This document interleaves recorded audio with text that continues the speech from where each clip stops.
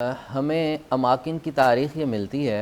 रब ताला की शान ये है, जब किसी इलाके को आबाद करना होता है तो अपने चुनीदा अफराद में से किसी एक फ़र्द को पहले उधर भेजा जाता है। सुभान अल्लाह। और उस ज़मीन का बंजरपन जो है वो उसको शादाबी जो बख्शी जाती है वो वली कामिल की सांसों की ताजगी शगुफ्तगी से होती है। सुभान अल्लाह। वो जो आहे सहरगाही है वो गुलो गुलजार बनाती है उस जगह को।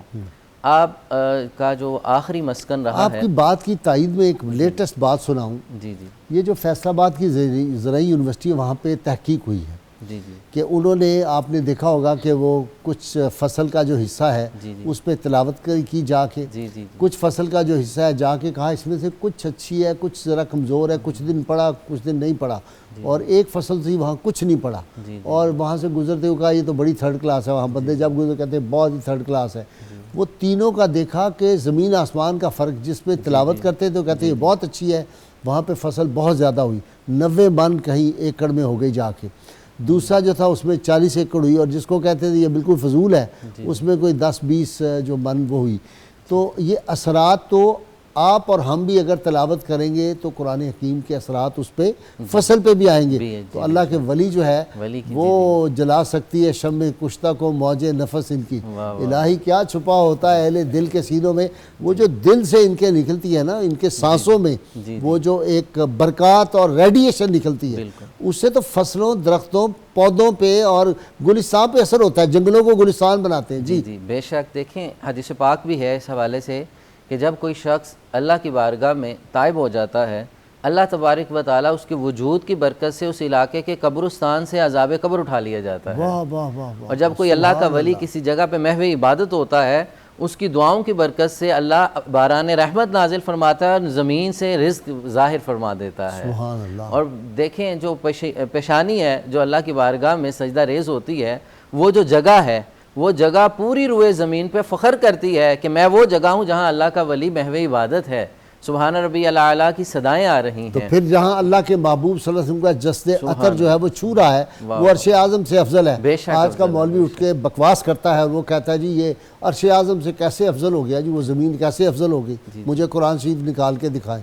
मैं कहा बदबख्त, तुम्हें ये नहीं पता कि वहाँ तो अल्लाह कहता है कि ला उक़्सिमु बिहाज़ल बलद, आपके तो पाए अक़दस जहाँ छू गए, हम इसकी कसम खाते हैं, घोड़ों की कसम खाते हैं, सुमों की खाते हैं, चंगारियों की खाते हैं। कुरान पढ़ो, कुरान में तो ये लिखा हुआ है। और वजूद मुस्तवा जहाँ हो उसका मुकाबला कहाँ हो सकता है? उसका सानी कोई नहीं जी, उसकी मिसलो मिसाल। लेकिन देखिए ये बातें हो रही हैं आजकल मीडिया के ऊपर, नाउज़ुबिल्लाह मिन ज़ालिक। जी फितनों का दौर है ना जी किबला। और कहा जाता है ये किस्से कहानियाँ हैं, ये बाबों की बातें हैं। बाबों की बातें नहीं, वो अक्लदानी काम है, इसलिए उन्हें समझ नहीं आ पा रही। जहाँ किबला डॉक्टर साहब ने सुर्ख पोश रहमतुल्लाह ताला अलैह सुर्ख रंग पे जो गुफ्तगू की है, मैं यहाँ सूफिया के चंद अक़वाल पेश करना चाहता हूँ। बातें हैं कि जैसे कि हदीस पाक पेश की गई हज़रत जाबिर बिन सामुरा रज़ी अल्लाह ताला अन्हु से कि आप सल्लल्लाहु अलैहि वसल्लम ने सुर्ख रंग का जुब्बा ज़ेब तन फरमाया था। वली जो होता है वो आका करीम सल्लल्लाहु अलैहि वसल्लम की सुन्नतों पे इत्तबा करने वाला होता है और सुन्नतों को ज़िंदा करने वाला होता है। अल्लाह तबारक व तआला ने अपने महबूब अलैहिस्सलाम की अदाओं को जो क़यामत तक सलामत रखना है, ज़िंदा रखना है, और हुजूर की सुन्नत को जो अल्लाह तबारक व तआला ने हिफाजत की है, उसका सबब, उसका वसीला औलिया कामिलीन है। अब देखिए जो सुर्ख कलर है, फरमाया अल्लाह तबारक व तआला के अनवार व तजल्लियात के मुख्तलिफ रंग होते हैं। ये सूफिया के मदारिज के मुताबिक हुआ करते हैं। नूर का जब सफ़ेद कलर होगा तो उसकी ताबीर कुछ और हुआ करती है। इसी तरह जर्द रंग है, इसी तरह सब्ज़ रंग है, इसी तरह सुर्ख रंग है, ये जो, और इसी तरह नीला कलर का जो नूर है उसकी अपनी ताबीरात हैं। जो सुर्ख है फरमाया इसी तरह सफ़ेद और सुर्ख, इसमें फरमाया क़ल्ब जब तजल्ली पाता है तो सफ़ेद रंग का नूर होता है, और रूह जब तजल्ली पाती है वो सुर्ख रंग का नूर हुआ करता है। सुभान अल्लाह, सुभान अल्लाह। और शेख अकबर मुहियुद्दीन इब्न अल अरबी अलैहि रहमह फरमाते हैं अल्लाह की बारगाह तक पहुँचने के मुख्तलिफ जो तुर्क हैं, जो तरीक़त के उसूल हैं, हमारा सैर इल्लाह होता है और सैर अल्लाह होता है। अच्छा, सैर इल्लाह होता है तो ये क़ल्ब की सैर है। जब बंदा अपनी रूहानी तरक्की करता करता अल्लाह की तरफ रुजू करता है, अल्लाह की तरफ मुतवज्जे होता है, अल्लाह के जानिब सफ़र शुरू करता है, ये क़ल्ब का सफ़र होता है। सबसे पहले क़ल्ब मुसफ़ा होता है। जब क़ल्ब मुसफ़ा होता है तो ये अब्द से माबूद की जानिब सफ़र होता है।